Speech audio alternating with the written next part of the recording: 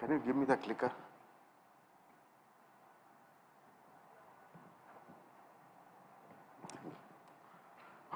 Good afternoon, everybody. It's a pleasure to be here at Bangalore, India Nano. And it's a pleasure to be in Bangalore as I graduated from Indian Institute of Science, Bangalore. I had joined Bangalore or visited Bangalore first time exactly 40 years ago when I came for interviews at the Indian Institute of Science. This city has given a lot of things to me, and as you know, it is considered as the science capital of India. It was also called the garden capital of India once upon a time, but there's a lot more concrete structures here, but I believe it's a beautiful city. The weather is wonderful in summer, and we had to take, blankets in June. This was unthinkable coming from Delhi, where I grew up. So, welcome to this festival of nanoscience and nanotechnology. And what I'm going to talk to you is a little bit about nanoscience, which you can see in nature. And then from that, because nature, everything, is created over years or years for a function. So if nature has created something, can we learn from that where nanoscience is there, nanostructures are there, and can we make something in the laboratory? That's what I'm going to show you a few examples. My time is 25 minutes, so I'll just briefly touch upon what everything around you is materials, right? But everything around you which is visible to you is not all the materials. That's what I want to say. These are all visible to you. The human eyes has a resolution of 0.03 millimeters. That means you cannot see less than 0.03 millimeters even with perfect eyes. And some of us see much less than 0.03, much higher than 0.03. So if you want to see smaller things, you use microscopes. In school, colleges, we use light microscopes. We use ordinary visible light. When you advanced microscopes, use electrons. This is a scanning electron microscope picture where you can see things like 50 nanometers, 100 nanometers, etc. But today's latest scanning electron microscope itself, you can see probably 10 to 15 nanometers. Actually, in textbooks, we read about atoms. Even atoms can be seen by microscopes. The latest microscopes, you can see atoms, and actually their resolution is better than atoms. That means you can see inside atoms. So that kind of microscopes were invented in the 2005-06, which are called aberration corrected electron microscopes. These are the top microscopes in the world where you can see the smallest things. It costs anywhere between 25 to 50 crores depending on the attachments. Even in India also we have many such microscopes today. This is the scale. We are talking of nanometer size. That is the scale where I put the red marker. So, but there is a lot of science below that. There is a lot of science above that. But nanoscience is important because few things change at the nano dimension. One is you start getting quantum effects. Okay. The other things, many things in our living bodies, you are in the size of 100 nanometer, 200 nanometers, etc. So both from biology as well as from electronics, where quantum mechanics plays a role, as you saw in this morning's lecture. If you want to do the world-class chips, etc., are coming to a level of 2 nanometers, 3 nanometers, right? So that's the level at which technology is today. So this scale you must remember when you are talking about nanoscience. This is a length scale. I can have a time scale. Just change nanometer to nanosecond, okay, or femtosecond, or attosecond, right? So there are many labs which work on attophysics, for example, but there are very few labs in the world which work in the atto range. But there are many, many labs which work in the nanometers range, and many labs which work in the time domain, femtosecond range. So these are different properties. Many of you know what happens when size decreases. Many properties change. Surface properties change, electronic properties change, magnetic properties change, optical properties change. A lot of things change. So these are about nanoparticles, which all of you know. And to give you an idea that 1 nanometer will have how many atoms? Around 5 atoms. Okay. So one atom is smaller than a nanometer. You must remember, one atom is 0.1 nanometer. So 1 nanometer will always have more than one atom. It will have 5, 10 atoms, depending on the which atom it is. But normally we are talking of cluster of atoms, 20 atoms, 100 atoms, 1000 atoms. That is where nanoscale things are working. In life science, because in nature, everything what you see, whether a leaf or a bird or an alligator or anything, we talk about biological things. It will have cells, it will have membranes inside, it will have viruses, bacteria, antibodies. So what is their scale? This is a scale you can look at compared to a large object like a tennis ball, which is at the extreme, which is 10 to the power 8 of a nanometer, where there is a water molecule. One single water molecule is of the order of 0.5, 0.23, 0.2 to 0.3 nanometer. But important areas for biology is like antibody, which is 10 nanometer, virus around 100 nanometers, and a bacterial cell around 1000 nanometer. This is the range where biology works, and we are talking of nanoscience in biology. That is the range. Why I show this? Because this is one of the most important delivery vehicles which scientists are using to deliver drugs into the body or some other vaccines into the body, and these are called liposomes. Okay, so these liposomes have double layer. These are made of two molecules, like they are called surfactant molecules, and they are inside our body. Many liposomes are natural also, but we can make these liposomes. So this is an important structure in biology. But this is history. Before I go to nature, just the historical development that Michael Faraday made the first nanoparticles. These are still stable. Nanoparticles were made before nanotechnology was known, 2000, 3000 years back, and they were found in glasses. And these are still available in many churches, etc. These are the properties. A small particle of gold doesn't catalyze carbon monoxide to carbon dioxide, but a large particle of gold cannot catalyze. A small particle can catalyze. So catalysis is affected. Gold metal changes to a non-metal when you go to nano dimension, and the color of gold changes from yellow to blue, green, violet. I can change the color of gold depending on the size and shape of the nanoparticle. This is more recent work. You can make gold float. You can make so light gold. Can you imagine you put your gold earring, it will always go down. Porous gold. Now what is its application? One of the applications is used as a pressure sensor. But that I will not tell you. So a lot of things are happening even today. It's 2016 paper, okay. So I will bring you to what is the subject or topic of discussion for me is what are nanostructures in nature, commonly seen, and what can we learn from them and where can we apply them. So one of the most common things is look at banana leaf or lotus leaf or any thick leaf. There are lots of thick leaves in our homes, sometimes we use for decoration, like rubber plants, etc.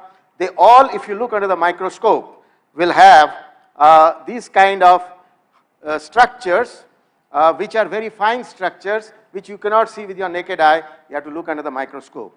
So whenever you have these kind of fine structures, they don't allow water droplets to settle down or become flat. This is to do something with surface chemistry where we measure what is called contact angle, and we call whether the surface is hydrophobic or hydrophilic based on the contact angle. This is taught in chemistry and chemical engineering. Okay, very important property.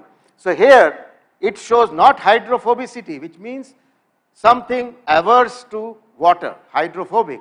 This is super hydrophobic. Not only it is averse, it rejects water. So when it rejects water, water tries to curl up. When you feel very cold in winter, what do? You curl up because you reduce your surface area so that the cold doesn't touch you. Same thing the water does. It doesn't want to touch the leaf, so it curls up, so it becomes a sphere and it rolls off the surface. This is called super hydrophobicity, right? And this technology today is used to make smart glasses. So what do we do in these smart glasses? We have these nanostructures, and what does it do? If there is a dust particle, you spray water, it will take the dust along with it. So you don't need to climb on a skyscraper and mop with your hand, which you will have to do in ordinary windows. The dust will not just go away. If you spray water, you have to use a cloth. Here you don't have to use, because the surface is super hydrophobic. What we learned from a banana leaf or a lotus leaf you have used here. This can be used for shirts. You can dry shirts very fast. This has been used for soldiers, even in Indian soldiers. These are being made actually, the technology was done by ARCI Hyderabad and IIT Delhi and has been transferred to many companies. There's a Bangalore-based company also which makes these things. So you can dry your shirts very fast because the water goes off very fast. You can just shake them. Same technology, super hydrophobic surfaces. Why do penguins survive without getting ice formation? It's because they have surface which is super hydrophobic. Water doesn't condense on the surface because water rolls down. So ice formation doesn't take place. And also its feather. Why is it hydrophobic? Scientists have looked at its feathers. They have a very special hierarchical structure. So this word hierarchy in chemistry or chemical engineering is very, very important. You have a structure like my hand. Under the hand, there may be several structures which is invisible. Under that one structure, again there will be several structures. So it's like you build a platform, on that you make 100 platforms. On each of those 100 pillars on that platform, you again make another 100 pillars. So there is a hierarchical structure of smaller and smaller dimensions. That's what happens in most of these cases. We talk of hierarchical structures. This feather is a very special kind of feather, and it also releases a chemical which we use today, we apply today in a modern technology. What is that modern technology? Okay, this I already told you, the same concept of hierarchical structure. The technology is used in aircrafts which fly over Alaska or over the North Pole or South Pole. Aircrafts, if they freeze, they'll fall down. The weights will be too much. So we use the chemical which the penguins know how to release from the body, from their glands. From knowing that, we find out a technology, similar chemical, we spray so that the aircrafts will be free of ice. So it is called de-icing technology. Similar things can be found in a beetle. This beetle, which is found in South Africa, if the movie runs. By 2025, nearly a quarter of us could be living in places where water is scarce. It knows how to collect water. Now, scientists trying to tackle the problem have turned to a tiny beetle for help. The fog-stand beetle is native to Africa's Namib Desert, one of the most arid areas of the world. But what it lacks in rainfall, it makes up for in coastal fog. And it's this the beetle depends on for survival. It basks in the fog, standing upside down on top of sand dunes. Its back is covered in bumps that have water-loving tips and water-repelling slopes. This structure encourages tiny droplets of fog to stick to the surface. As the droplets coalesce to form larger drops, gravity causes them to roll down its back and into its mouth. So what you saw, by 2025, that it has bumps and crevices. One is hydrophobic, one is hydrophilic. So from the hydrophobic part, it falls and there is hydrophilicity. Like that, it keeps going down and it bends it back. So that's how the beetle survives in a place there is no water. It is capturing moisture. Of course, this is also a technique. If you know, in the Andes, the Peruvians were the first who collected water from the air, because in those Andes mountains, there's a lot of cloud. And from that moisture, they captured water. This is a technology, now modern technology on harvesting water. This is another movie I will show you. This is now a move from super hydrophobicity. I'm going to a technology which is found in nature a lot in birds, in butterflies, etc., which have wings. And in the wings you have pores. The size of the pores, the birds and animals can change by movement of their wings. Because of the pores' periodicity, the laws of physics tell us how light will scatter. By changing the porosity and by the change of the interplanar distances, you can get different colors. So from the same material, you are producing different colors.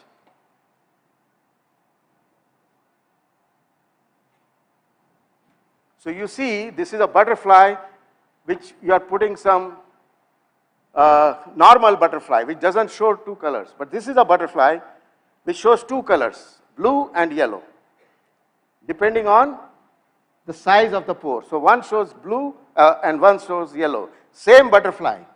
So this is a very famous butterfly. If you ever go to a butterfly museum, you should see this is a big butterfly. And why is it so? Because look at its wings. It has pores. And these pores change when the butterfly moves its wings. And the reason for this is the butterfly, the nature has given the brown color to protect it. It goes and sticks to the bark, and the predators cannot identify it. Whereas when it wants to mate, it flies with a blue color. So this is a technology today we call biophotonics, but it's basically light interacting with pores of different size, which are periodic in nature. And then you get two colors depending on the size of the pores. This is what I told you. This is the science behind it. And the bottom part is what, if you capture the wing and look under the scanning electron microscope, in the two positions, you will see two different sizes of pores. And now you can make in the lab, you can make same material with different size and pores, you get different colors. It's the same colloidal spheres, but they are different size, 220 nanometer, 246 nanometer, 280 nanometers of the same particle. These are silica particles, and I think they are silica particles, and they are giving you different colors. So what we have learned from birds and insects, we can apply in these kind of biophotonics. This is another thing, the eye of the moth. You know, the moth can see, but we cannot see underwater. There are many such objects which can open. This has got many eyes. So the moth has got many eyes built into it. So there is something called, which is not going to scatter the light. So the light is coming. Even if there is a film on the top, the light should go in, right? So you can have a eye. So you go underwater, that film comes onto your eye, but the light is not reflected back. This technology today is very important for solar cell technology, because all our solar cells are on top. We want a coating on that, otherwise it will become dusty or something. We want an anti-reflection coating. See, a lot of technology in the world is going on. India also has produced huge technology on that, but it's based on this kind of technology. You have to build lots of nanostructures on the surface which have a certain refractive index. That's what the moth's eye has. And that will give you a totally anti-reflection coating. So light, there is a film, but the light is going in. It is transmitting, because you want entire sunlight to go, but you want to prevent dust particles. So you want an anti-reflection coating. So that's the kind of anti-reflection coating you have. So where you put the coating, you can see the lady behind. Where you don't put the coating, because the light is penetrating through the glass. Otherwise it is reflecting. So your anti-reflection coatings. These are several things which walk on water. How can they walk on water? There's another, due to hierarchical nanostructures under the leg. So if you take a cross section of the leg and look under the microscope, you will see micro hairs. If you take one micro hair and take a cross section, you will see nano hairs. These nano hairs, they allow you to walk on water. It's like having a rubber tube along with you. You float with air trapped in the rubber tube. That's why they walk, because there's air trapped in that hierarchical structures. Same thing, these are other objects, but it has the similar concept. It has got many legs, right? So this can walk, because at one instant, I can only lift one leg. It has got, say, 20 legs. It can lift 15, still 5 will be on the ground. So this technology is used in non-stick pads. So the non-stick pads have the similar kind of technology. You can remove it and again re-stick it. Like it can remove its leg and again put back its leg. Okay.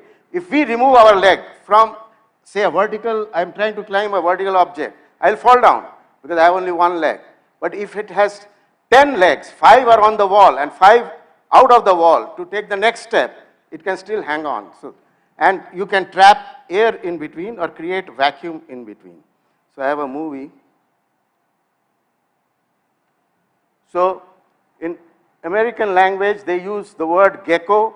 So this is called gecko's foot. And you see again the concept of hierarchical structures. So under one leg, there are many structures which are much smaller, not visible to the naked eye, So that is how they walk, because of forces which will get trapped. So you have capillary action and you can trap that and walk on that. Now you can make such things on polymers and put it on your hand, and you can also climb a wall. Similar thing can be extended, lizards, small ants. The heavier the body, you need more such hierarchical stuff. If you have a small object, it needs less. So very lightweight objects will need less hierarchical structures. A very heavyweight structure will need more hierarchical structures. So these kind of tapes have been made now in the laboratory, and you see Andre Geim, who is known for graphene, a Nobel laureate, he has also worked on making this kind of adhesives. This is another case of nanostructures in nature. This bird is found in South America. It's called a toucan. If you take a cross section of the beak, then you will see this kind of structure will appear as tiles which are glued together. So they appear lamellar in one direction. You take the other cross section, you will see hollowness. So it's a very light, that's why the beak is very light but very strong. So where do you apply such technology? Light but very strong in aircrafts. So one of the most powerful aircrafts United States made, which can fly at very high heights, is based on this technology. So learn from nature, use that technology. So you have to create a composite material with which you have to make the wings, which have in a lamellar structure, but in the other direction it has a porous structure. So it has to be light but very strong. Another structure in the shark. So shark skin, that's why students, you have to be observant. The story of this technology, I met that person. He is in Northwestern University, the chemistry department. He's a polymer scientist. He grew up in Florida and used to watch sharks, etc. when he was young. And it always bothered him. Actually, he liked it that sharks are always very shiny, whereas whales are not shiny. Other mammals, many other sea animals are not shiny. Sharks are shiny. Why is the difference? If you take a cross section of the skin of the shark, then you will find that the shark skin has very regular patterned structures like that. You see those patterns. When the shark swims, water flows against it. So nothing can stick to the shark because it is a very what you call, you have two kind of flows. One is turbulent flow, the other is called laminar flow. So you have laminar flow of fluid, and which takes away any organism like growing, say bacteria is started to grow, or a mold is started to grow, or a fungus, it will not be able to grow on the shark skin. So based on that, he made this company. So and now he makes polymers using nanostructures just like the nanostructures on the shark skin. And this can be applied in submarines, in ships, etc. because Navy always faces this problem of holes getting in the submarines and in the ships. This is called biofouling. That means fungus or bacteria eating up the metal in ships and submarines. But if you apply this kind of a polymer, then you can sustain that. There are objects which work like solar cells. This can capture sun and convert into electricity. Scientists have studied it from 2000. And they have some kind of layers, brown layers and yellow layers. The brown layers have certain kind of structures. They do something, the yellow layers do something. And this is a very interesting story how they harvest solar energy. So you can have organisms which are harvesting solar energy, which we want to do. Naturally, they are doing that. They do many other things. Actually, there is a thermoelectric effect. There is an air conditioning effect. There are lots of things they do. And still science has not fully understood how they are working in this. So this is one of the examples. When light is on, you know, there is no current. When light is off, in the dark, they give out electricity. This is another example. In the sea, you can get magnetotactic bacteria. That means bacteria in the stomach, they have cells which have got iron oxide. Now nature has made that. This is also not fully understood. That Fe3O4, how is it forming? And these magnetic particles, they align with the Earth's magnetic field and they make them go into region which has less air. They are averse to more oxygen in the sea. So they travel to the zone in the sea where oxygen is less. And who guides them? These nanoparticles in their body. And so if you want, you can go and read more about it. A lot of work has been done on these magnetosomes, what they call, and there is something called oxic-anoxic transition zone in the oceans. They cross that ocean by this conversion of their magnetic field, aligning with the Earth's magnetic field. There is a flower, you must have heard of song Edelweiss, very famous song, English song. It is based on this flower, Edelweiss. It grows in Switzerland and in the higher in the Alps. This leaf, these petals have got hairy structures, okay? And these hairy structures actually protect this from UV radiation. This is a unique flower which can channelize UV radiation. When light falls, it can segregate the UV radiation away from it, right? And uses the other part of the energy, the same flower. So why is that? That's in their structure. Their structure, if you look at one of the fibers, and internally if you look, there will be many, many nanofibers like that. And they work like, optical cables. You have cables which guide light. So these are like guiding light, and the UV radiation is guided out, and the rest of the radiation is used. So UV light protection in the plant. From this, of course, you can learn and do many things. I think my time is up, so I'll stop here. I had many other examples. I will leave you with this movie, and this is on fireflies and what we learned from fireflies, etc. There's a lot of nanoscience you can do, etc. So I'll stop here.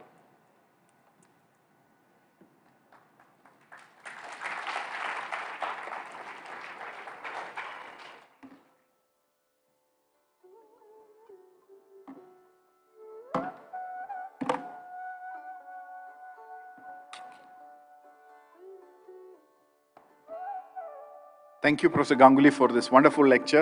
It was very informative, and we will reserve the questions at the end.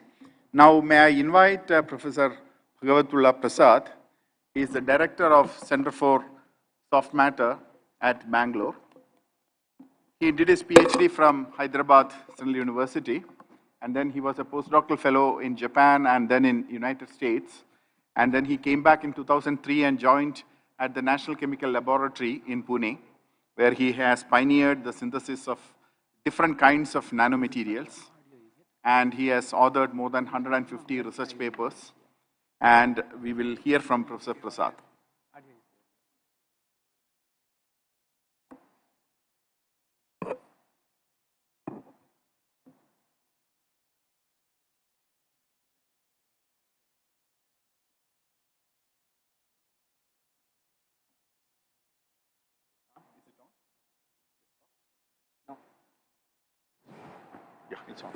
Hello? Can you hear me?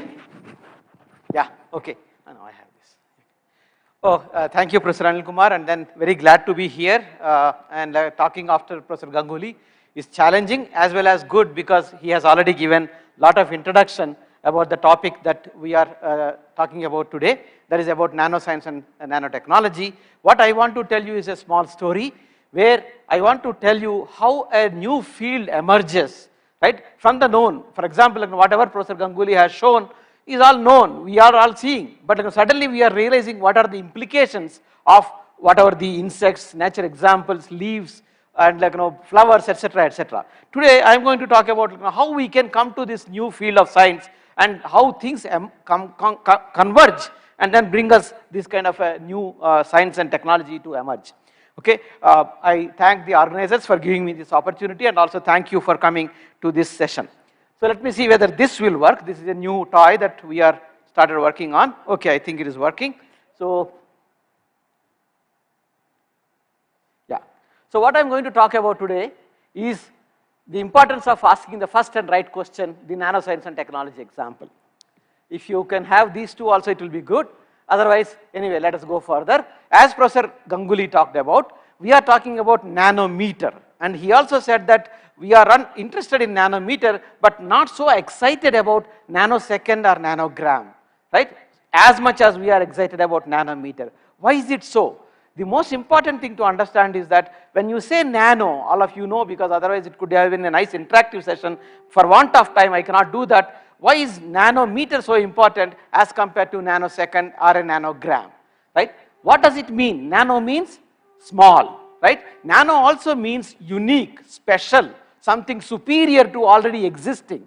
Whether nanosecond and nanogram are superior to those that are existing, let me show you some examples, right? For example, nano for all of us is 10 power minus 9. It is a prefix. And we use it as a prefix behind a meter or a second or a gram, right? We can use it anywhere, right? When you take nanosecond, for example, is it small because we thought nano means small? Is it really small?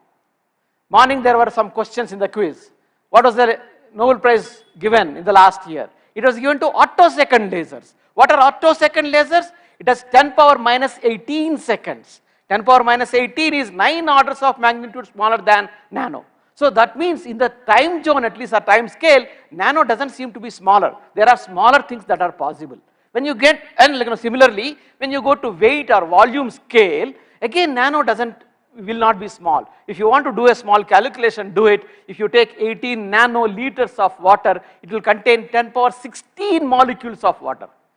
18 nanoliters will contain 10 power 16 molecules of water. 10 power 16 is by no means smaller. If you want to really go to small levels in the weight or volume scale, which means that you want to measure a droplet of water containing only 1000 molecules of water, then you know where you have to go? You have to actually go to a geptoliter. What is a geptoliter? A geptoliter is 10 power minus 21. 12 orders of magnitude smaller than nano. Again, in the volume or weight scale, nano doesn't seem to be small. But when it comes to length scale, something very unique and important happens. What is that? What is 1 order of magnitude smaller than nano? In length scale, angstrom, 10 power minus 10. Right? All our atoms, molecules, whatever were given to us exist in that scale. When we assemble whatever is existing, whatever is given to us in the periodic table, 10 of them, as Professor Ganguli was saying, are actually 1000 of them, then it becomes a 1 nanometer particle. Right? In a 1 nanometer spherical particle, there will be 1000 atoms of 1 angstrom atoms. Right? Now we are talking about, instead of 10 power 23, which is an Avogadro number, or 10 power 16, as I said, we are talking about 10 power 3. Compare the magnitudes, 10 power 16 versus 10 power 3.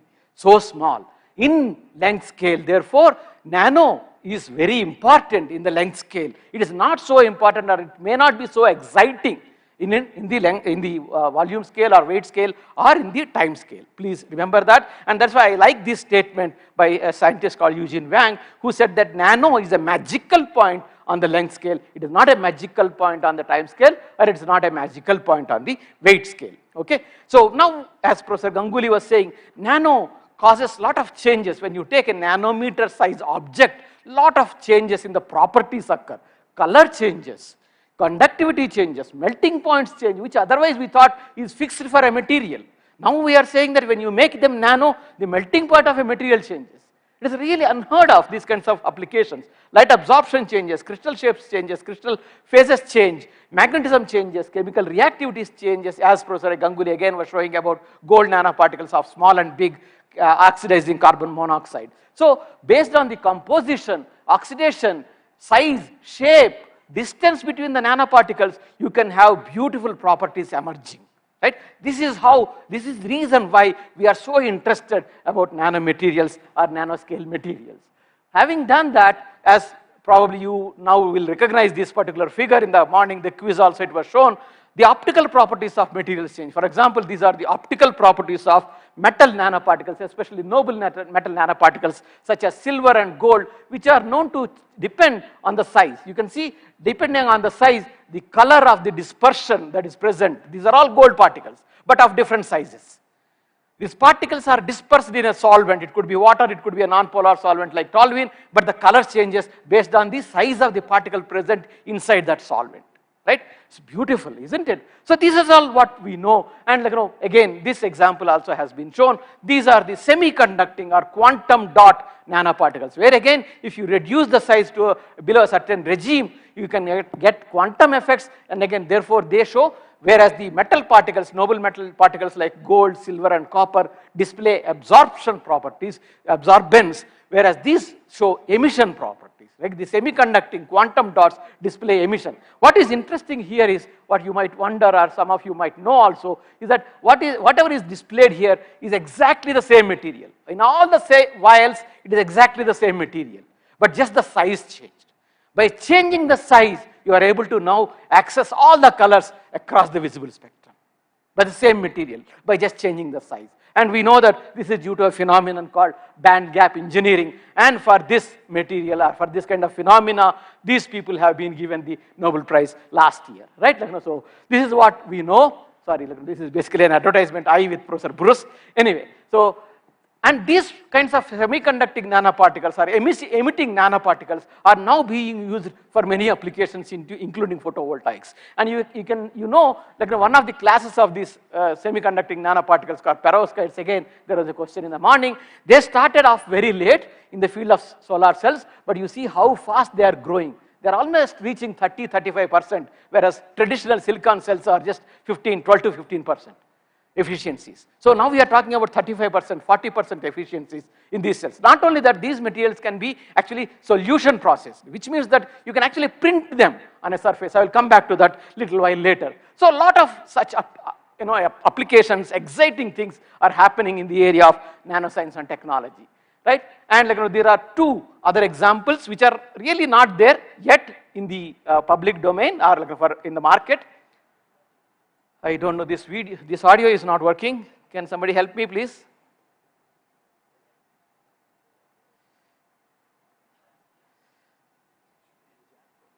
Yeah, it is there.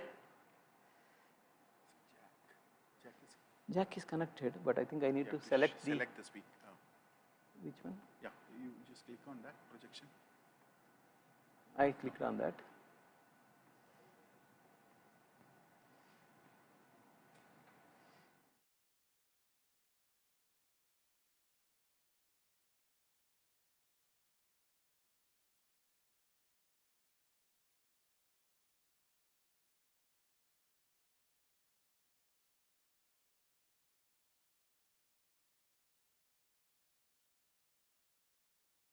Innovation and sheer determination, Nano Dimension has developed a revolutionary solution for electronics professionals that combine our unique award-winning 3D inkjet technology, 3D software, and high-performance nanomaterials.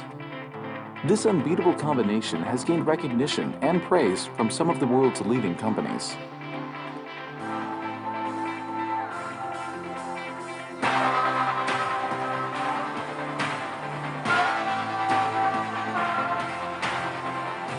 Our Dragonfly 2020 3D printer is capable of depositing both electrically conductive and insulating materials, enabling designers and engineers to print fully functional electronics in-house in one print job.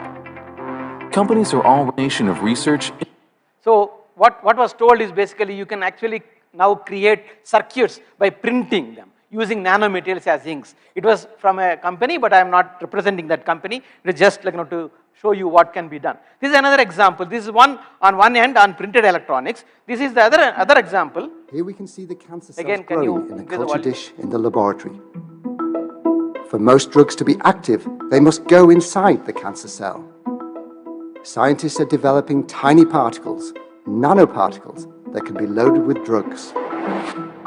The nanoparticles can be modified so that they attach to the cancer cell and get carried inside. To make sure that the drug-loaded nanoparticles only attack the disease cells, they are engineered so that they only bind to the target cancer cells and not to neighboring healthy cells. Once they bind to the cancer cell, they are taken into the cell. They can't pass through the surface. Instead, part of the cell surface forms a pit, and then it engulfs the nanoparticle. Now we are looking inside the cell. Cellular proteins wrap around the vesicle and drive it inside the cell. You can now see a vesicle carrying the nanoparticle moving towards the very center of the cell.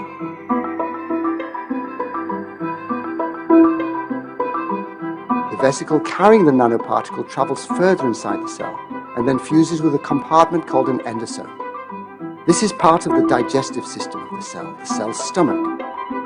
The inside is acidic, and its job is to digest incoming material. The nanoparticles are degraded inside the endosome, releasing the drug into the cell. The drug can then kill the cancer cell.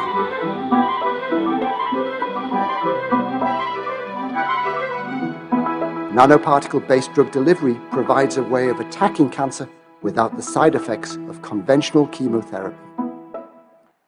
So you can see that so nanoparticles can be used for what is called targeted drug delivery, where you want the drug to go only to the affected cell and not anywhere else. And this is what happened. In the area of nanomaterials, these are the different Nobel Prizes that were won, which means that this science and technology is considered very important and path-breaking. That is why Nobel Prizes are given for such sciences.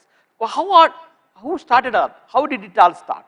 Who started this nanoscience and technology? There are several examples. Obviously, people also refer to Richard Feynman's talk in California Institute of Technology, saying there is plenty of room at the bottom. But to me, what probably it started, this is kind of my construction of a story, what started is with this example. This example again Professor Ganguli has shown, right? This is an example of a cup. It is called Liker Gus cup or Licher Just cup, whatever you want to call. But please note, it was actually made in year 400. Right? It was made in year 400, which means that by that time itself the technology was mature, because there is one cup only, there are no two cups. One in the reflected light, what you are seeing, the other one in the transmitted light. When the light is transmitted through the glass, it appears pink. When the light is reflected, it appears green, which means that by that time in year 400 it was matured. The technology of making this colored glass was matured. But nobody wondered or nobody asked a question, how did this happen? How these colors come to the glass? Right? People knew how to make the glass, but did not know what causes that color to come, right? And people actually matured over and then created not just these two colors, many other colors as well, right? This color making was continuing, but again, nobody asked a question until this particular person, Michael Faraday, asked that question, right? Why is that color coming? And what can happen? And he probably would have gone to a glass maker and asked the question, what are you doing to make this colored glass? So the answer would have been, I'm adding a metal salt. When you are adding a metal salt to a glass making, which is basically heating and cooling, right? Heating some borosilicates, etc., and cooling, what can happen? A metal salt being added. Metal salt is already in the oxidizer state. The metal is in the oxidizer state. What can happen to the metal? It can only undergo a reduction. It cannot go any other way, right? Already oxidized.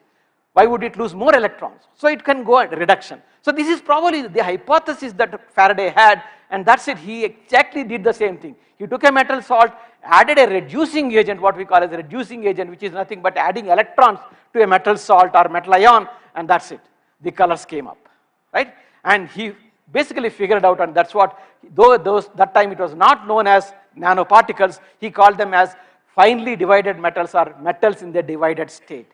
Which is true, which is almost what is nanoparticles, in the divided state, right? Small particles in the divided state in the solvent, right? This is how I feel Faraday has actually given rise to a birth of a new field, right? And after that, whatever happened is kind of a history. Now we know, and by the way, you should read about Faraday. It is a very fascinating story, about him. Anyway, so now, what I want to, probably I don't know whether Professor Anil Kumar is not there, who is going to keep the time. I wanted to ask him. So I think I can take all your time, Umesh. Okay. So anyway, so what I want you to pay attention here is that the cup was made somewhere in year 400, right? The first question was asked in year 1850.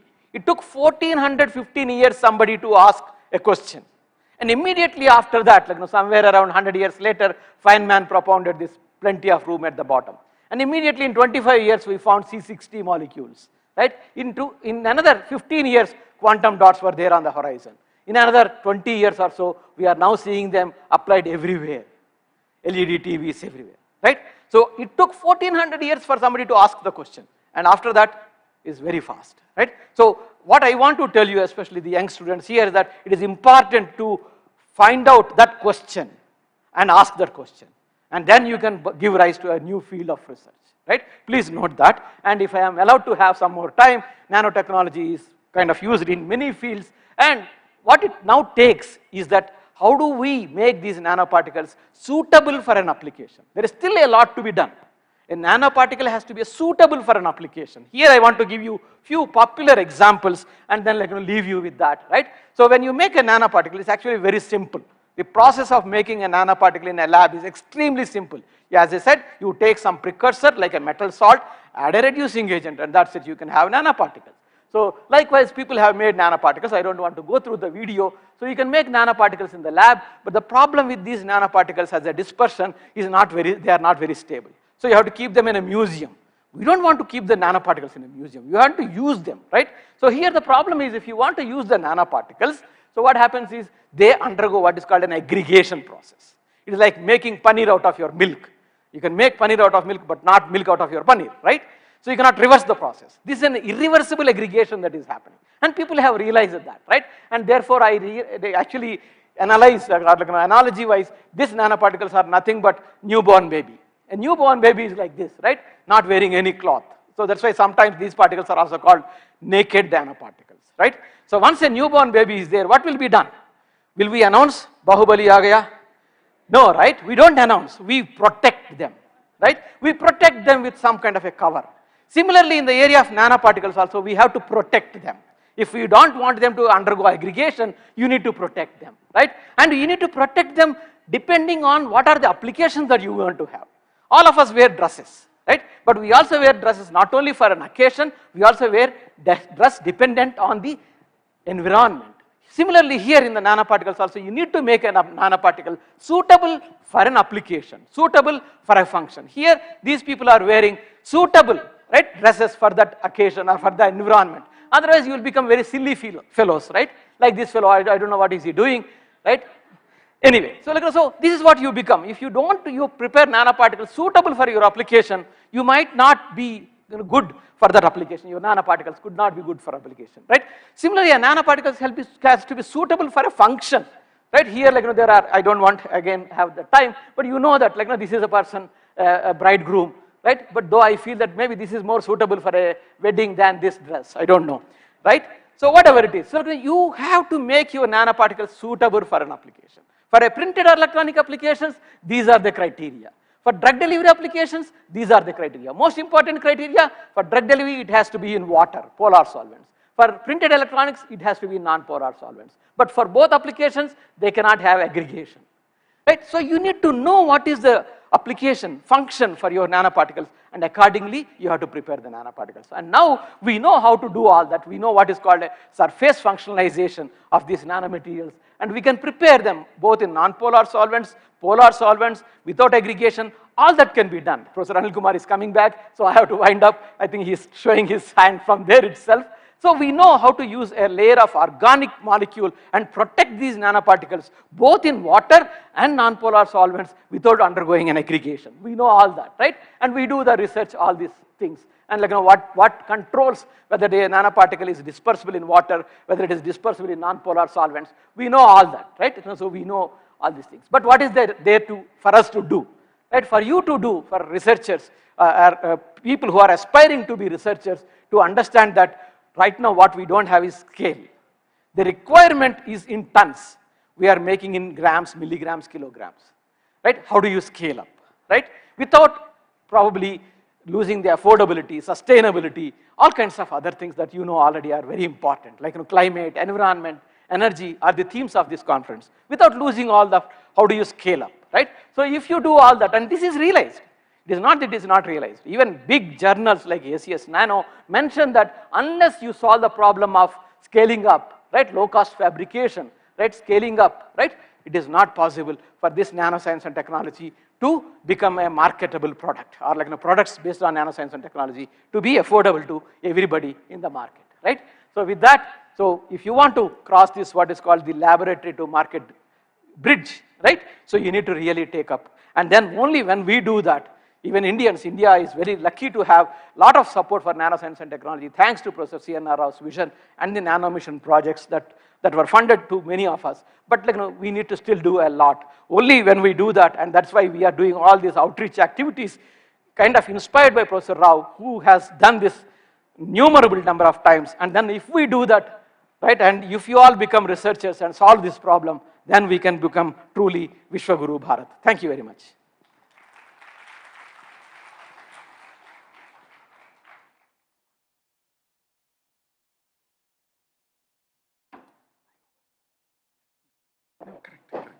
Thank you, Professor Prasad, for this wonderful lecture. And we will move on to the next lecture, and we'll take the questions at the end. Now I am inviting Professor Umesh Waghmare, professor from Jawaharlal Nehru Center for Advanced Scientific Research. Professor Waghmare has done his B.Tech in engineering physics way back in 1990 from IIT Bombay. And then he obtained his PhD from Yale University. Subsequently, he did his postdoctoral fellowship at Harvard University. And then he joined Jawaharlal Nehru Center for Advanced Scientific Research in 2000, where he is currently a professor. If I just tell about the number of awards and all that he has received, and that will take 25 minutes of my time, which I don't want. So he is currently the president of the Indian Academy of Science. And India has got 3 national academies for science, and he's the president of the Indian Academy of Science. And he's a theoretician working in diverse areas of physics and material science, published several hundred papers with very high impact, citations, etc. And may I now invite Professor Umesh to deliver this lecture. Professor Anil Kumar. Am I audible? Yeah, I guess. Yeah.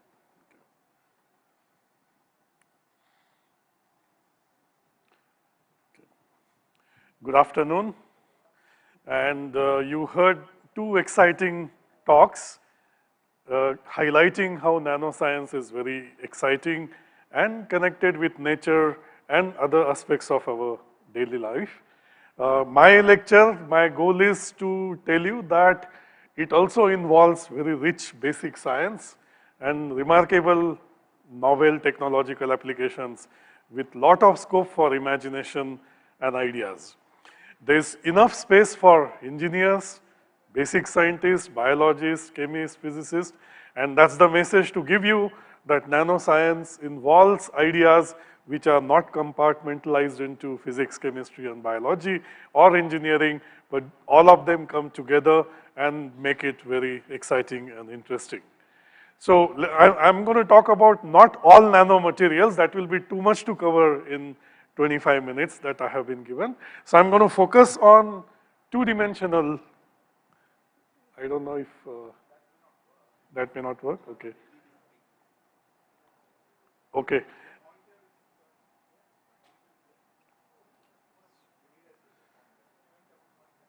That's okay. I think I'll carry on now. Yeah. So I'm going to focus on 2-dimensional nanomaterials because they are the ones which are revolutionizing things, at least in some domains of nanoscience and technology, and generating huge excitement, particularly opening up doors to quantum technologies. Okay. Now even the slide doesn't work.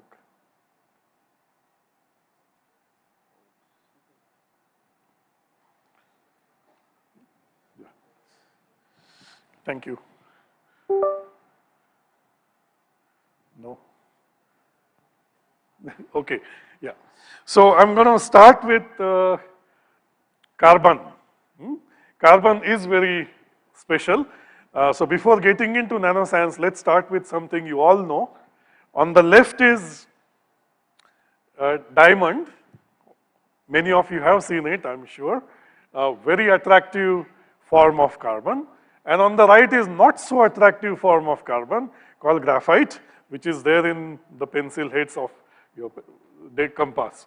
So these are 3-dimensional forms of carbon. They are spectacularly different. Why? Because at atomic scale, the same carbon atoms are arranged in a very different way. In diamond, each carbon atom has 4 nearest neighbors, whereas in graphite, basically each carbon atom has 3 nearest neighbors. And chemists will immediately tell you there's going to be different orbital hybridization which give rise to that contrast. Well, it's even more interesting. Graphite is the most stable form of carbon energetically, not diamond, although you know that diamond is so super hard and strong. Well, more surprising thing, diamond is the best conductor of heat. Do you believe that? It has no electrons. It cannot carry electricity for you. But it's 10 times better conductor of heat than copper or gold or any metal you take. Do you know why? Because it's super hard, and the fact that diamond is super hard means sound propagates through diamond at the highest velocity among all solids. And sound is the carrier of heat. Sound are vibrational waves, or what we call as phonons popularly in quantum language. Yeah?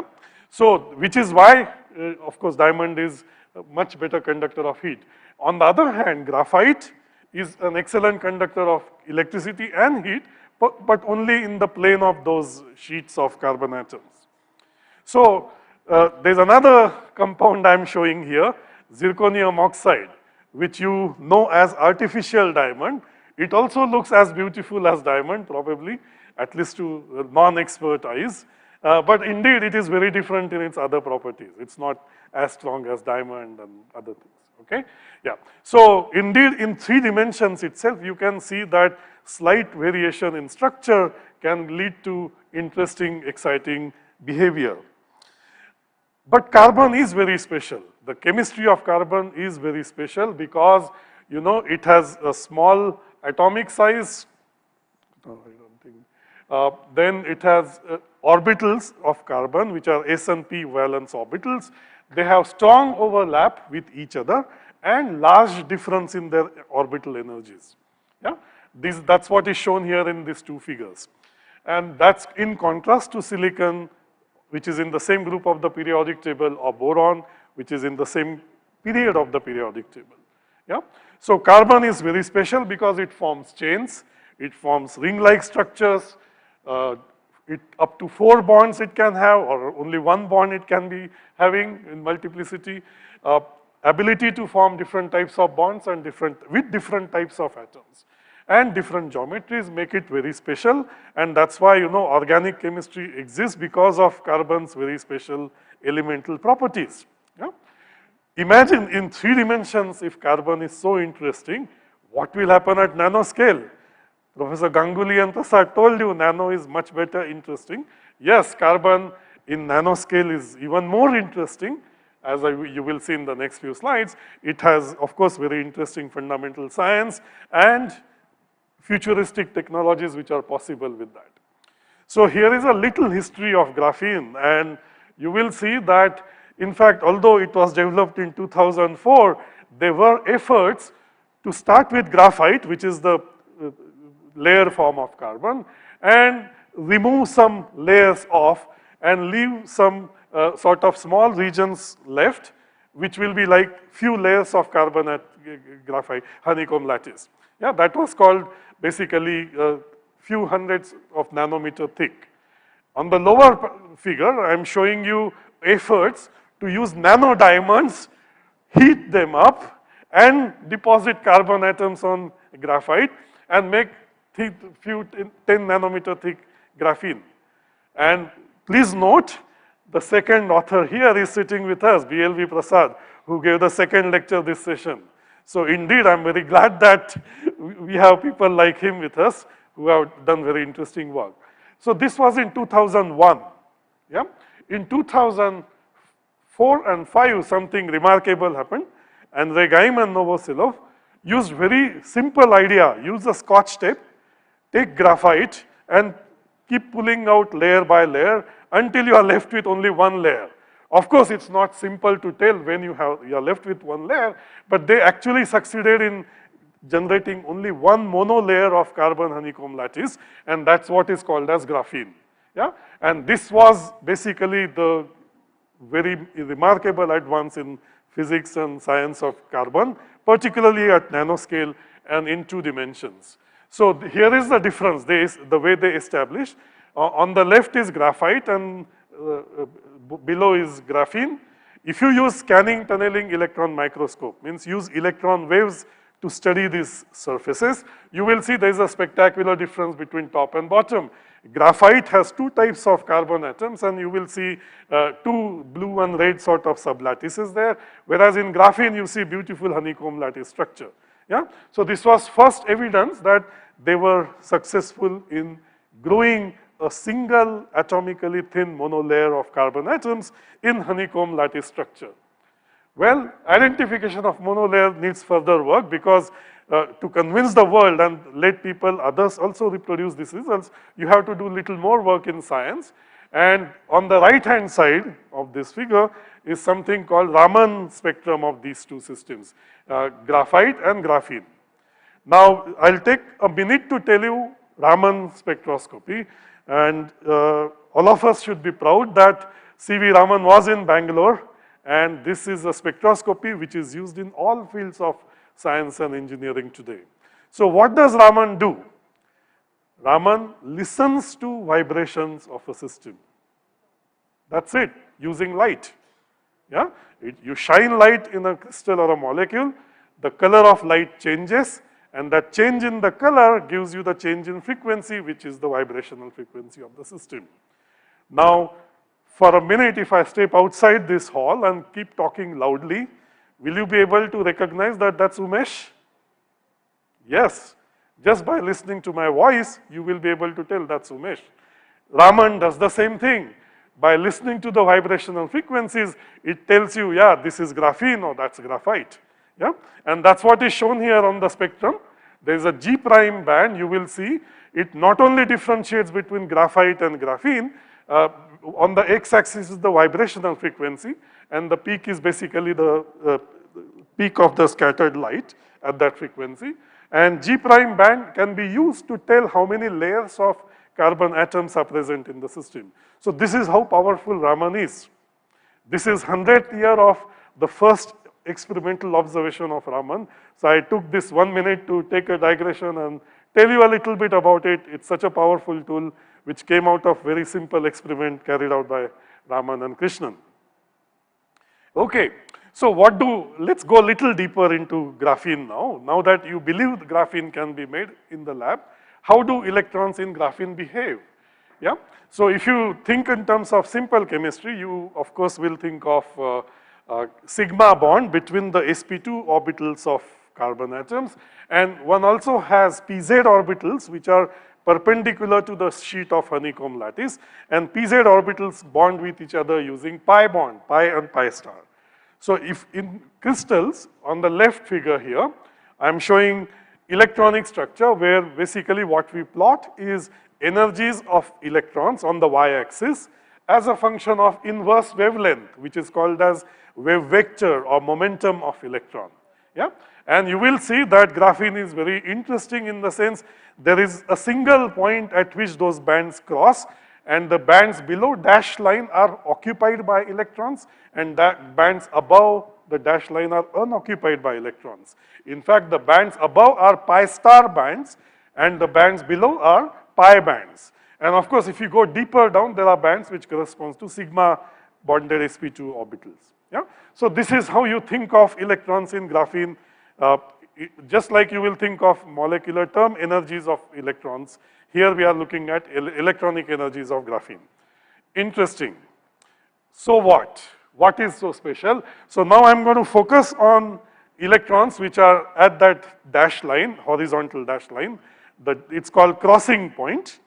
And that crossing point is very special because electrons there form basically a cone, because momentum is a two-dimensional object in graphene. So if I plot energies as a function of momentum, it looks like a cone, as I show there. Red cone is occupied by electrons and gray cone is unoccupied by electrons. If you think of a simple particle in classical physics, Newtonian physics, you know that kinetic energy of a particle is half mv squared, right, or p squared by 2m. And electrons in a normal semiconductor look like this. On the left, the band is parabolic, p squared by 2m. Yeah? Those are simple electrons in silicon, for example, or gallium arsenide. In graphene, they follow linear dispersion. And linear dispersion means very special because if I take relativistic expression for energy, which is given on the right, and set mass to 0, m is equal to 0, you will get energy equal to h bar ck. C is the speed of light in that case, which tells you why photon has 0 mass and its energy is proportional to momentum of the photon. And electrons in graphene seem to behave like a photon here in that sense. Yeah, very special. So these are massless. Dirac means they are relativistic. Fermion means they are electron-like particles. Yeah, so that's what makes these electrons very interesting. For studying special theory of relativity, you would imagine you have to have objects running around at speeds comparable to light. But in graphene, you can study relativity with just simple circuits. Yeah, that's what is very exciting about science of graphene. A more interesting thing, now this allows me to introduce to you another brilliant idea in science which came from Bangalore. This idea was given by Pancharatnam, okay? So this came in optics first. You can all see the pen in my hand. Imagine that this pen is a vector. All of you know vector, I assume. And I hold that vector perpendicular to my arm, and I move my arm to 12 o'clock position, then to 9 o'clock position, and bring it back without changing the angle. But what has happened is the pen has rotated by 90 degrees. Yeah? This rotation or angle is called geometric phase, or it was called as Pancharatnam phase in optics. And this angle depends only on the solid angle subtended by my arm that trajectory has followed. Yeah? Beautiful idea. Very simple idea called geometric phases. All of you know that state in quantum physics is also like a vector in infinite dimensional space probably. But then you can think of geometric phases in quantum states.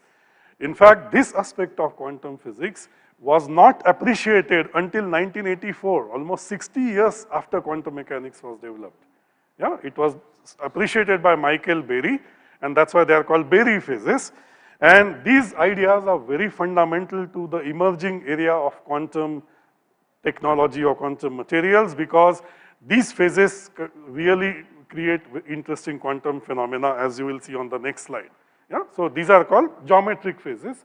And in graphene, what is interesting is the electron, if I take an electronic vector, go along that circle, just like I took my arm, if I encircle that Dirac point, electron picks up a phase factor pi. That means the vector changes its sign. Yeah? Not just that, there are two values in graphene. One is at k vector and another k vector. There are two Dirac points, and they have opposite chirality. So this geometric phase can be also physically interpreted as a magnetic moment or field that an electron feels. So even if you do not apply magnetic field to graphene, you know, the electron, because of these geometric properties of the quantum wave functions, behave as if there is a magnetic field present in the lattice. Yeah? That's the beauty of these geometric ideas in quantum physics, which give rise to very exciting phenomena which are not intuitive at all. So these magnetic fields, for example, generate bending of electronic motion. In fact, in graphene, there are two valleys, K valley and K prime valley. One set of valleys, red valley moves to the left, valley moves to the right, if the electric field is applied along the ribbon direction as shown here, vertical direction there. Yeah? So this is like a Hall effect. In Hall effect, you apply electric field along x direction, electrons drift along y direction. And that's what will happen in graphene, and this effect is called Valley-Hall effect, and it happens even in the absence of any magnetic field. And that's why it's called anomalous Hall effect as well. Yeah? So I hope I gave you some idea about the fundamental science, what makes graphene electrons very interesting and special, and what type of new phenomena it gives rise to. Yeah? It opens up the field of valleytronics and so on. I will, of course, to make use of graphene, you will have to think of a device, and the most commonly considered device is a field effect transistor based on graphene, GFET. And this device has very simple structure. Here the red color bar is the graphene channel, and yellow color represents insulator, which shields that graphene from the another gate electrode on the top. and on the two sides, we have source and drain electrodes. So this is how a very simple transistor can be made from graphene. And most applications of graphene involve this type of a device geometry or some variation of it. We have top-gated graphene on the left, back-gated graphene on the right, where the gate electrode is in the bottom, and we have dual gate field effect transistor also possible in graphene. Okay, so these are very simple devices one can make from graphene, and this is how it looks like if you have both gates attached, and you apply voltage on the gate, it controls the current passing from drain to source. So it's like a tap, right? A tap flows water, but the head of the tap is like the gate electrode. By changing gate electrode, you can control the flow of water through this tap. In this case, the flow of water is replaced by flow of electrons in graphene. And that's why these are very standard devices used in many sort of context in graphene and nanoscale. And there we show basically the current which is flowing as a function of gate voltage. The other beautiful feature of this device is by applying different gate voltage, you can shift electronic states up at the Dirac point above and below the Dirac point. If you shift it below the Dirac point, you generate hole carriers, means positively charged carriers. Whereas if you apply voltage to shift it up above the Dirac point, you have electrons as carriers. And this is called as ambipolar effect electric field of effect of electric field on graphene. So you have a device which can have both holes and electrons as carriers, and that's why they are called ambipolar sort of devices.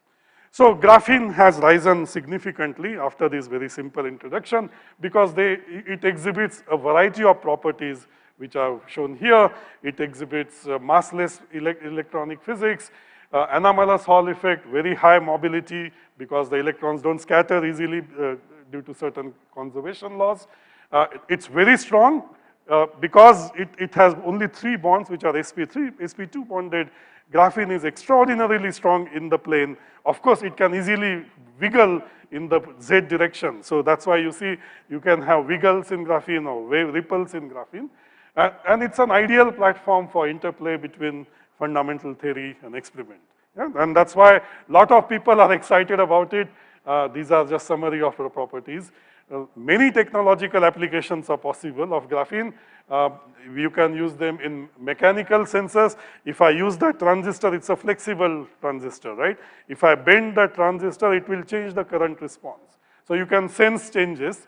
It's used in flexible electronics, hydrogen storage, energy storage problems, chemicals, because all of you know in batteries, the anode is made up of carbon, and there graphene can be quite relevant as well. Photonics and a variety of other applications. I won't have time to go into all these applications. Anil, how much time do I have? 5 minutes, okay. Yeah, thanks.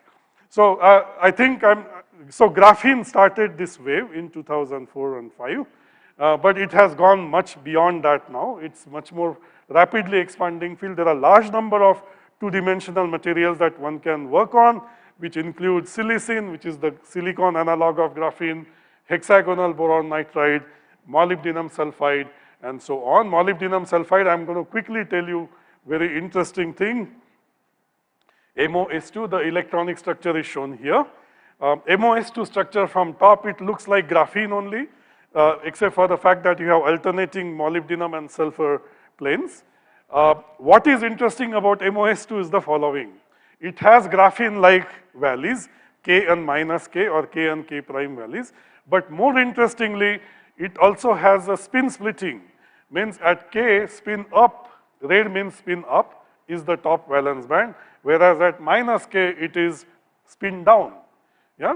So like graphene, you can not only use valuetronics, but you can also label electronic spin to your devices. So MOS2 is even more interesting than graphene in this particular sense that it has ability to have spin and valley coupled electronic physics in the same devices. So that opens up yet another class of applications. You can selectively excite electrons in one K valley using circularly polarized light and then study the imbalance between two valleys and how they behave to develop new devices. I'll tell you one more application of Raman spectroscopy, and basically it's based on electron-phonon coupling. And the take-home message is electrons in graphene also strongly interact with vibrations. And moment that is true, you will tell me, well, then Raman can be quite useful.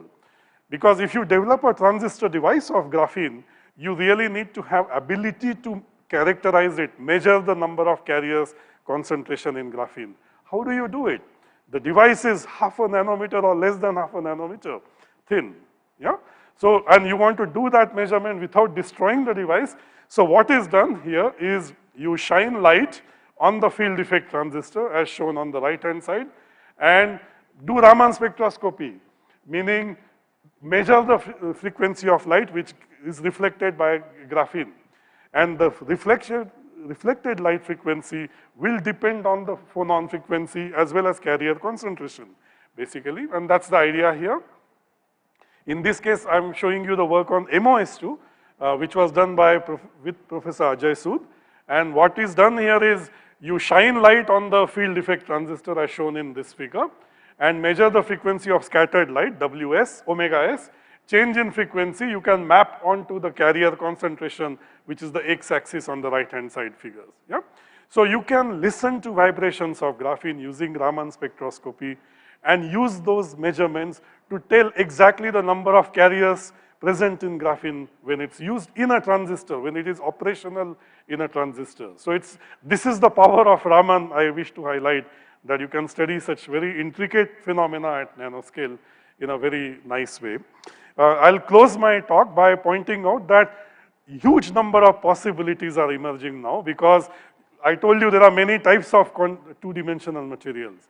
Now you can use Lego ideas to basically stack them up on top of each other and develop yet another composite. I won't call it composite because it's a perfectly sort of sequential set of two-dimensional materials. You can call it sandwich or multi-layer 2D materials, and they open up yet different set of possibilities for properties and applications. And more interestingly, you can have quantum dots, wires, or 2D materials which form heterostructures. So a lot of exciting possibilities are opening up based on these two-dimensional materials. And the last bit is in graphene, if I take another layer of graphene, deposit it on top of it, and I rotate it by a slight angle, you will see what is happening here. This is called as Moire pattern. I'm sorry, the pointer is not quite on. This Moire pattern results in very interesting changes in the properties of graphene. The reason is, on the right-hand side, you will see that the two layers in some part will be stacked on top of each other, AA stacking. In some cases, atom of the one layer will be in the hexagon center of the bottom layer, and vice versa.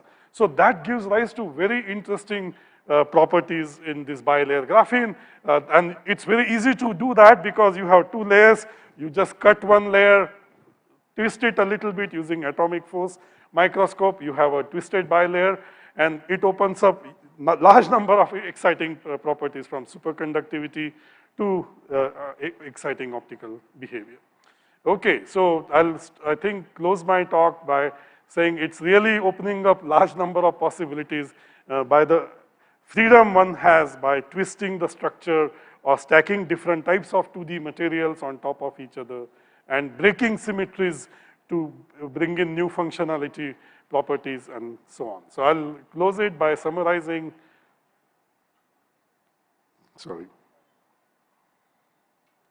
So 2D materials host a variety of phenomena which are of importance to technologies, and particularly quantum technologies in the context of graphene that I mentioned. And large number of possibilities, rich physics and science is emerging. Engineering ideas are emerging because you have different ways of stacking them together and making new and new systems. So it's a playground for fundamental science as well as thinking of futuristic technologies. Of course, that doesn't mean we have real devices on the ground. That will take a lot more effort, as Prasad mentioned. Thank you.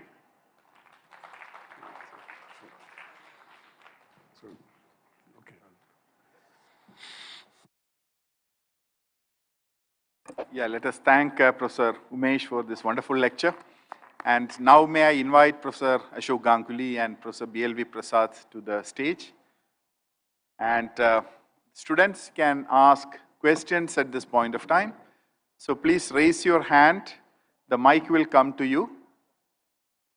And no, it's okay. Little bit, no problem. So please take your seat. Please take your seat. Can you give the microphone to the stage also? Yeah, students can ask questions.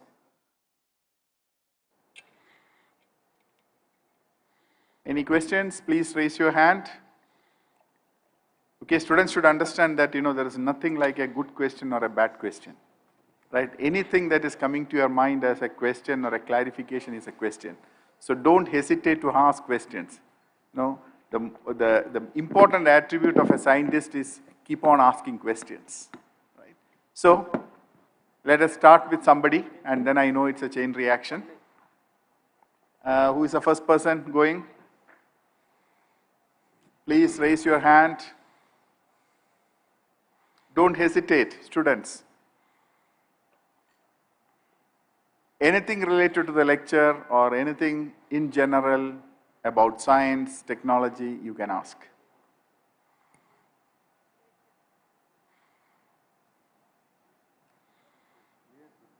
Huh? Yeah, this, she is studying food science, right? Okay, start. What's your name? Where are you studying? Okay, maybe the mic is coming. Please introduce yourself. I'm Debolina and I'm studying BSc Forensic Science in Christu Jayanti College. Okay, fine. Yeah. So, in today's panel, we heard about nanotechnology in sustainability and be it about medical field or energy-based. But my question is, in a country like India, how much cost effectiveness is nanotechnology at this point?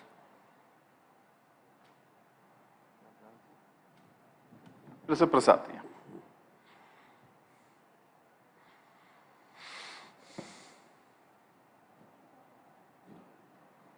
Yeah. The mic, can you switch on the mic? Okay. Yeah. Hello. I think I mentioned to you, or in my lecture at least towards the end, that always when you scale up the, for example, whether you take mobile phone, any technology, when it is in the nascent stages, it will be little expensive. Not only because it is a new technology, also because sometimes the companies also want to recover the money that they have put in for the research, or sometimes transferring the technology from an academic institution. But as the technology becomes more popular and then more people accept it, right, it becomes extremely cheap and affordable to everyone. Have you, I don't know, at least we three could not have imagined that we will be using mobile phones as we are using now, right? And even a street vendor is affording a mobile phone these days, right? So technologies, I feel like will start with little more expensive, not just because the technology is expensive, but it is because it is a new thing. And sometimes the production costs, etc., are expensive because you may have to set up a new factory or whatever. So, but once the mass production starts, any technology, so it's not India anywhere. In fact, I think we own the largest number of mobile phones, right? So India owns the largest number of mobile phones, each family owning 2, 3. So if you think India is poor, it is not. Okay.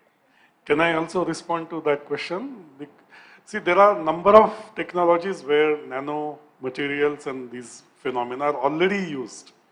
I'll give you at least 2 examples, and they are being used by Indians at large. They all typically involve composite materials. For example, the more recent tennis rackets or badminton rackets have carbon nanoforms which are used to make composites of these materials, which make them very light and also strong. And these are fairly affordable type of products that most Indians are, large number of Indians are using. The second spectacular example I wish to share with you is many of you have taken a flight in a jet aircraft. Yeah? And the blades of the jet engine are made up of something called as nickel aluminum superalloy. Yeah? So these superalloys involve nanoprecipitates of nickel 3 aluminum in the matrix of nickel. And these are single crystal alloys 10 centimeters long, which actually make up a blade of a jet engine. If these materials didn't exist, by the way, they have developed over the last 60 years. Yeah? So these are nanocomposites which are used in all jet engines today that many people in India are relying on, they are beneficiary of. If these materials didn't exist, you could not fly from London to New York or Delhi to London. The reason is these alloys can operate at a temperature which is 1400 degrees centigrade, at which the jet engine efficiency is so high that you can, with the limited amount of fuel, you can go long distance. If you didn't have these alloys, temperature would be lower, and then you would need too much fuel to go that distance which aircraft cannot take off at all. Yeah? So this is an example where nanocomposites, even before nanoscience became popular, has revolutionized certain things which we just take it for granted. Of course, mobile phones is another good example as well. Yeah? So we are beneficiaries of nanotechnologies without knowing too much about it. And there is a scope that when there is no need to arrange these nano objects in a very orderly form, material can be developed just as a random distribution. Lot of technologies are possible and they are cost effective. I'll just add some more examples which many of you may already be using. You don't know. In the cosmetic industry, you may be using nail polish with a lot of nanoparticles. You may be using creams with a lot of nanoparticles. All the creams which those who go to the beach, they use sun lotion, or who play in the sun, and especially those who lack melanin, which is a pigment, they all need to put cream on their body, otherwise they will get skin cancer due to UVB radiation. So to protect that, all players and all, they put that lotion, and it's better to, even for many of us, if they know that they have lack of melanin in their body, though some are very fair and some, the fairness is because of lack of melanin. Normally Indians are not prone to that, but there are cases genetically, and then they need to put, they cannot go in the sunshine at all without putting that lotion.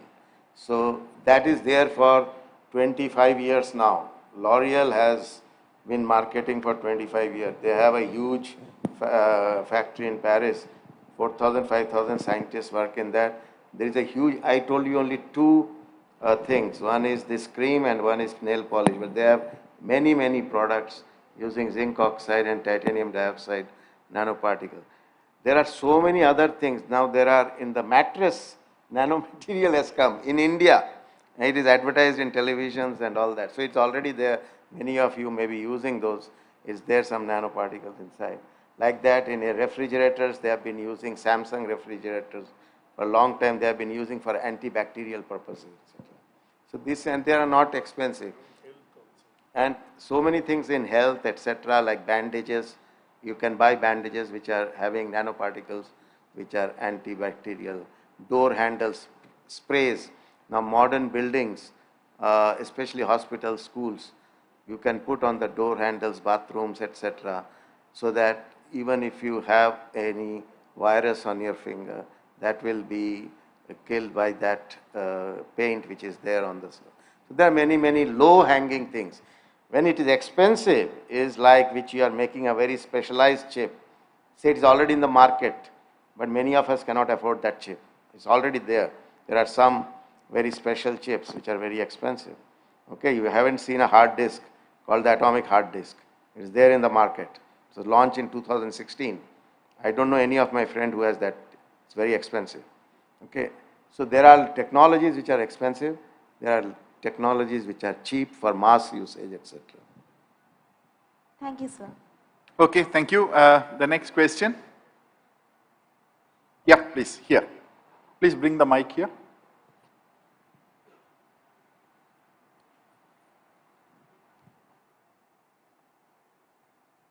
Good afternoon, sir. I am Anaga from BMS College for Women. I'm currently doing my BSc in chemistry and microbiology. Sir spoke about the antigen and antibody reaction, the use of nanotechnology in targeted drug research. Sir, I wanted to ask if won't there be any potential risk of any diseases if we start using nanotechnology in the preparation of vaccines, etc.? You want me to answer? Anyone? Okay. So what is it that antibody-antigen interaction? That is, suppose there is something you want to detect. Okay. So there is a virus. If you want to detect that virus, you have to find a molecule, a receptor, which will catch that. Okay. So if you design that receptor, that is what is called the antibody-antigen. So you have to get the right thing. This receptor you have to put on a strip or something where some property will change which you can measure. So if I have a meter which measures resistance and I design my antibody and this virus comes and sits on that and it will make a change in the current. I can measure the current. Then depending on that I can tell how many viruses are there. This is a method, it is called a field effect transistor. So you can do this kind of measurements for antibody antigen. This is, you are not putting in the body. Your question is probably, what are the drugs if we put in the body with nanoparticle, right? So that is why you have to get clearances from several agencies. Your nanoparticle should not retained in the body. It should not get accumulated in the liver, lungs or heart. So there are lots of tests you have to do before you have to launch in the market, right? So those companies always do, and you have to see that these get cleared through excretion of the body after it delivers its cargo, or it degrades itself automatically.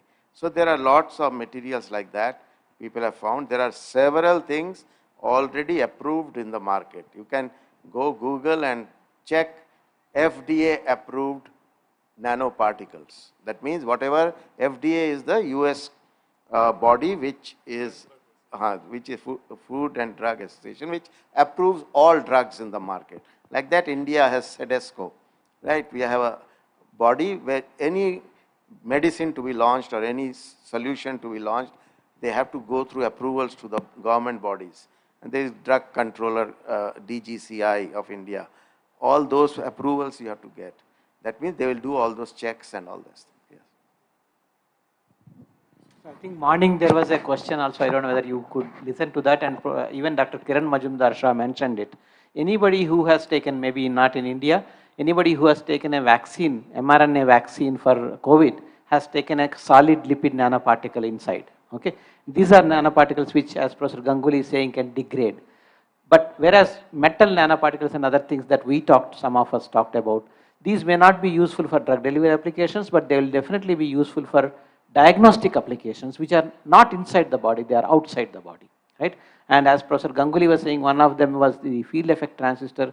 But like again, morning in the quiz question, there was a question on colloidal gold nanoparticles being used for pregnancy test kit, right? So diagnostics you can use without any problem because they are outside. Okay, and these give, because they are strong colored, these give very early detections, not just pregnancy but any other condition. These give very early detection, so you can detect a problem very early and then take remedial action based on that.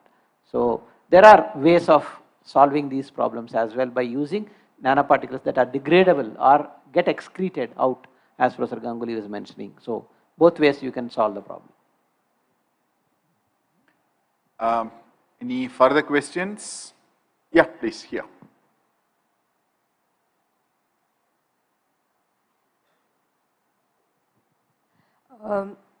So my question is to Dr. Umesh. Sir, you were speaking about the quantumness of materials. So recently I've been studying papers where the quantum phenomenon is also observed in biological mechanisms. So do you want to comment on this upcoming field of quantum biology? And how can we understand those dynamics and what can be done with it? So my knowledge in that domain is a bit limited, but I'll definitely try to respond. So for a long time, people believed that quantum mechanics was not so relevant in biology, but that's not quite true.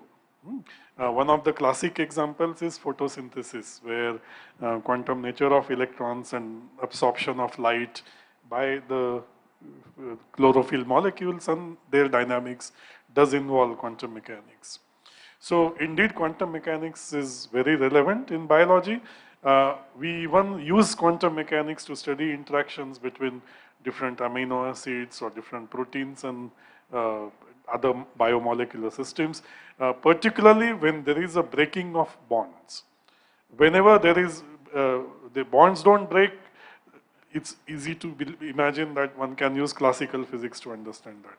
So more and more people are able to study biology at smaller length scale and phenomena which involve dissipation of energy, which by construction means formation or breaking of chemical bonds in biomolecules. Quantum phenomena are going to be very important, and certainly good number of people are thinking about it now. There is a lot of scope for studying quantum phenomena in biology as well. Thank you. Okay. Yeah, there's a question there. There are two questions.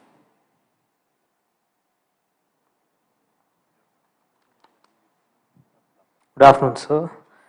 So antibiotic resistance is an ever-growing concern. So drugs engineered through nanoscience, is there a potential replacement for that in the future? That's my question, sir.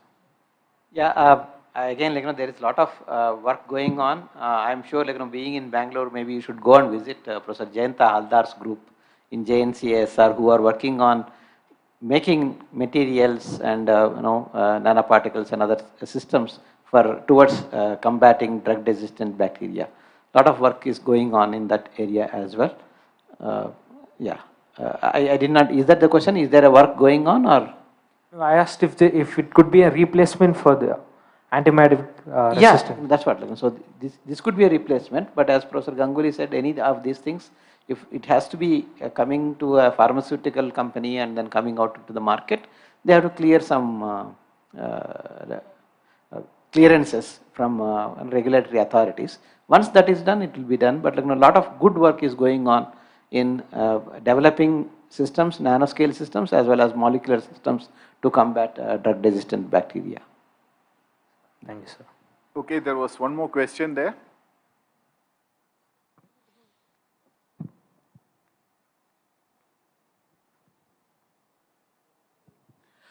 Good evening. My name is Srividya Rejit. I'm from Kristu Jayanti College. Currently, I'm studying BSc Forensic Science, second year. So it might be a silly question. It's like, is it safe to use and dispose the nanoparticle materials? Like as Sir said, the band-aids, medicines. So are they good? Like our topic was sustainability. So is it good for the environment if we dispose it? So that's the question.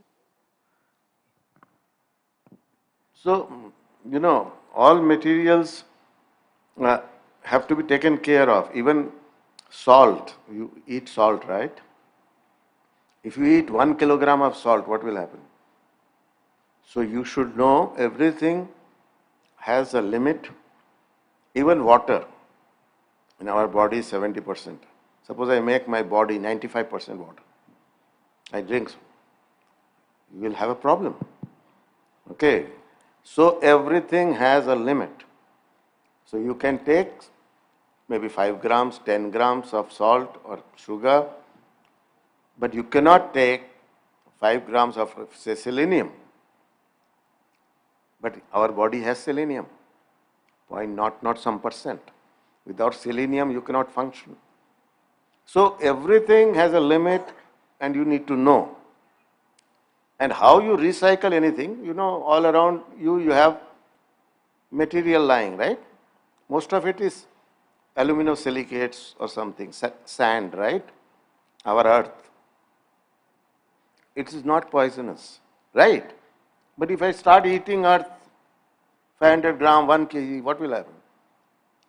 So everything has a balance and a limit, and you should know its toxicity levels. So using nanoparticle is not a big deal. All of you are having laptops and computers. Do you know what technology is the best technology? Gallium arsenide technology. Arsenic is one of the most poisonous elements in the periodic table. How the world coped with it and making millions of chips per day.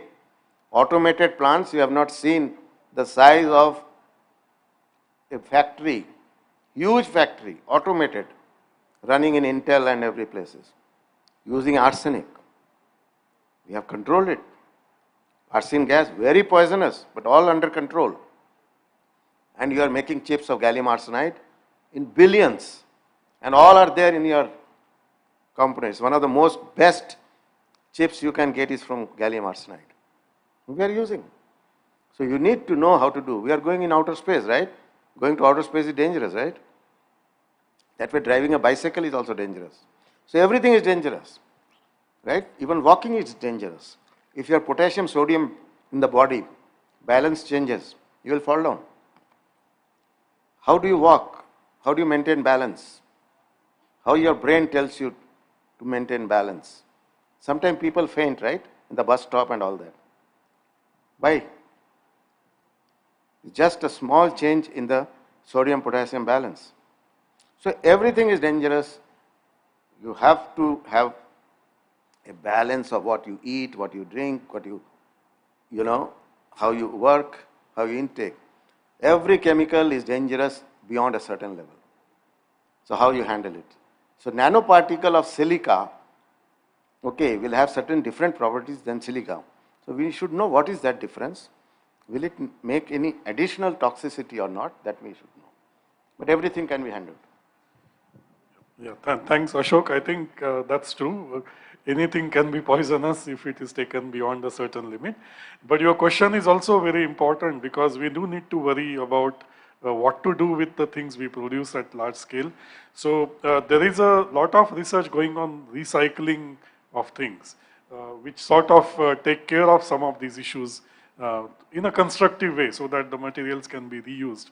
One good example is lithium. Lot of lithium batteries get disposed of, but it's also economically unfeasible and large amount of lithium is also bad for health. So how to recycle it and keep it in a sustainable way for further usage is an important area of research today. I again agree both of them. So also that is why in research nowadays, compared to the previous versions of research, I would say the sustainability aspect is being asked at the upfront only. So is this going to be a sustainable technology? So there are ways of predicting whether this material is what is the abundance in the earth, how easy it is recyclable. So all these things are being now asked at the beginning of the again, I want to take some analogies. Pharmaceutical research previously did not worry about the side effects as much as we worry about today.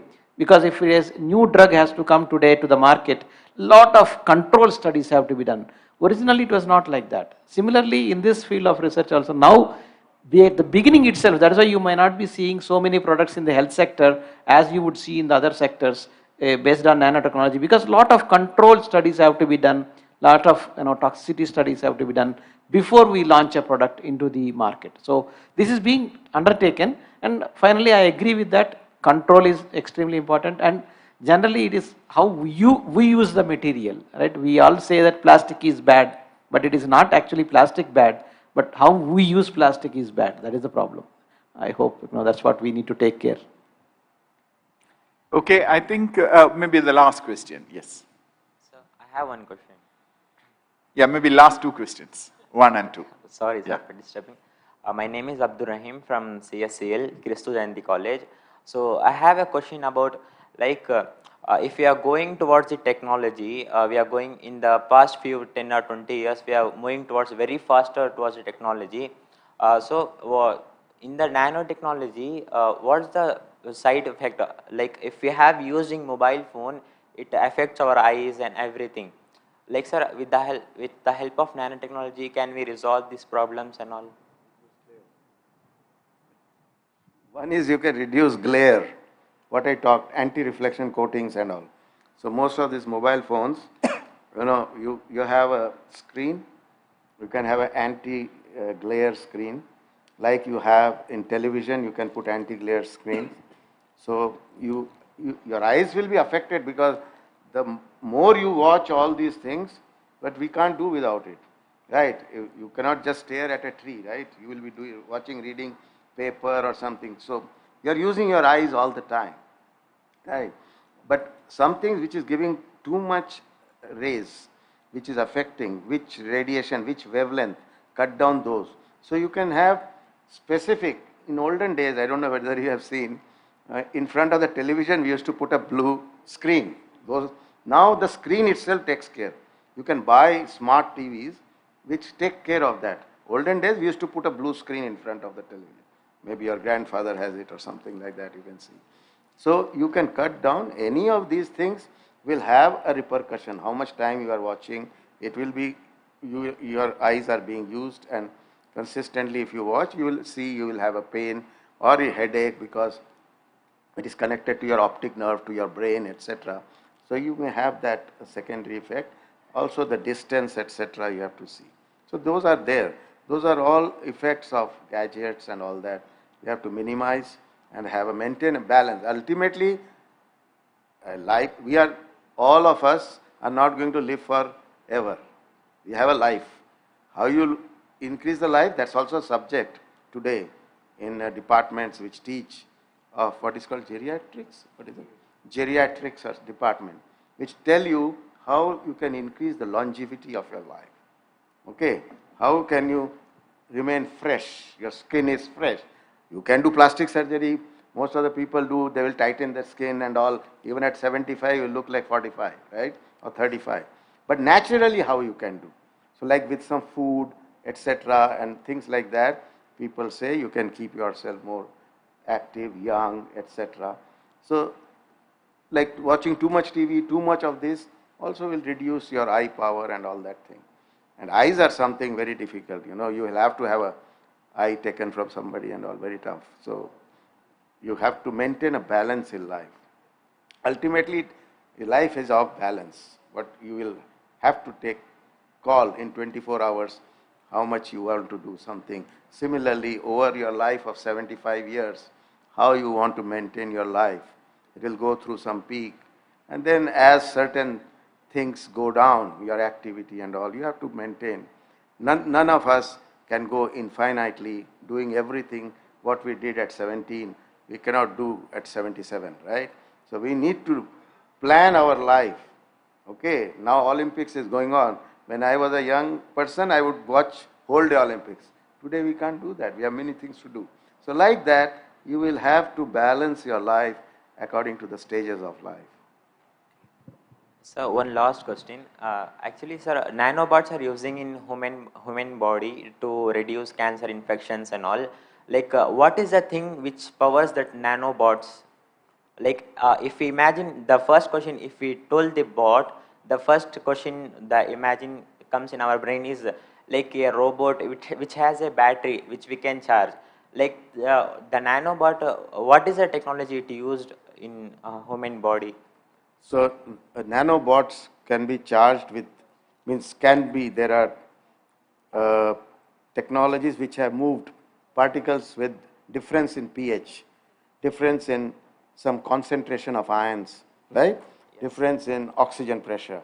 So there are different methodology. In the body, what is there? Water is there, blood is there, these kind of things, proteins are there, lipids are there. You have to use those, and ions are there, okay? And make those if you are planning to do that. People have shown in vitro, that means outside the body, nanobots moving under certain external stimuli.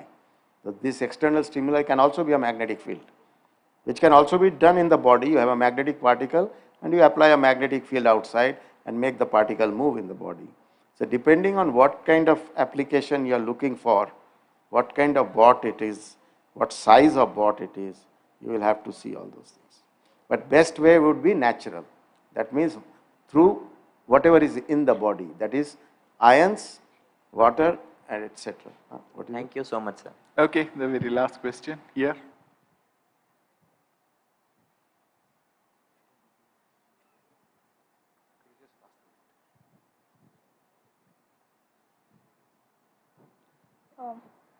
I am Arya from RV College of Engineering. So my question is, Sir, you said that we need to bridge the gap between research and industry or market of nanotechnologies. So my question is, what are the challenges we are facing in commercializing nanotechnology-based technology? So first thing is that to make in large scale, the what we practice generally, all the three of us here, except Professor Waghmare who uses computers, is what are called bottom-up approaches, which is basically to start making nanoparticles using atoms, ions, etc. Like start from molecular precursors. So these strategies give us good quality material, but at small weights or small volumes. The amount is not so much. So we need to find out methods to make these materials, good quality materials, in tons. What we require is tons, sometimes million tons per year, right? How do we make them? And when you make them, how do you make them affordable? And some of your colleagues also said sustainable, because any chemistry process uses a solvent. How do you recycle them? So all these things are important to consider. And my take on that is we should work in groups. Basically, like I previously, my job was at National Chemical Laboratory. We used to work with chemical engineers. So we developed some method at maybe small milligram level and talk to the chemical engineering, telling that this is what I found, a new method of making. Then that person will ask some questions like, this is too many steps, condense the number of steps, decrease the number of amount of solvent, increase the yield. So all these questions you have to answer, and then you take that problem to the chemical engineer, and then he will basically be able to translate whatever a batch process into an industrial process. So we need to work together. So maybe I can quickly respond, Anil? Yes. Yeah. Very good question. And I was involved in a startup company called Breathe Applied Sciences, which produced catalytic materials, nanocatalyst, which would reduce carbon dioxide to methanol. Yeah? And we could demonstrate it at, say, 300 kilograms per day conversion of CO2 to methanol. So your question is what is the challenge we face now to take it to the next level? Yeah? One is, in India, we don't have manufacturing in place. Okay, so that has to be done by us. Even company like Reliance, who's interested in this technology, they may not have the resources and know how to do it. So that is one part which is a gap in Indian scientific ecosystem or entrepreneurship ecosystem, and youngsters like you can make a big difference. Yeah, it will involve working with engineers, scientists, and coming up with our own new innovative ideas and extreme efforts to make it happen. That's one. So scaling up while maintaining the performance. To show performance in lab at few milligram is easier than showing that the same performance is preserved even when you make hundreds of kilograms of that material. Yeah, that's one challenge. Second challenge is to finally you want to have something which is competitive in terms of cost effectiveness.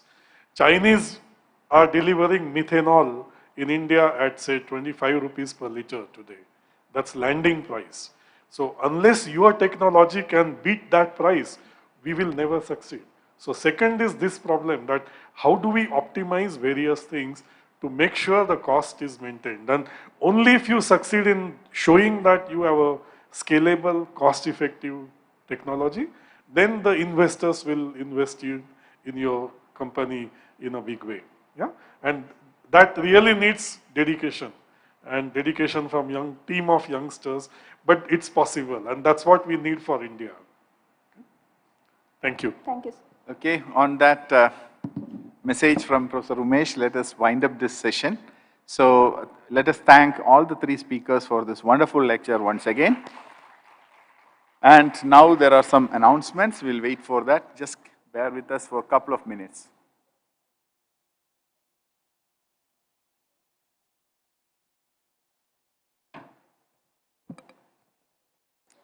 On behalf of everybody present here, I'd like to thank our guest speakers for sharing their expert knowledge and fascinating insights into the topic. And I would like to thank Professor Anil for chairing this session. And I kindly request Professor Anil to hand over mementos to our esteemed guest speakers as a token of our appreciation and gratitude, please.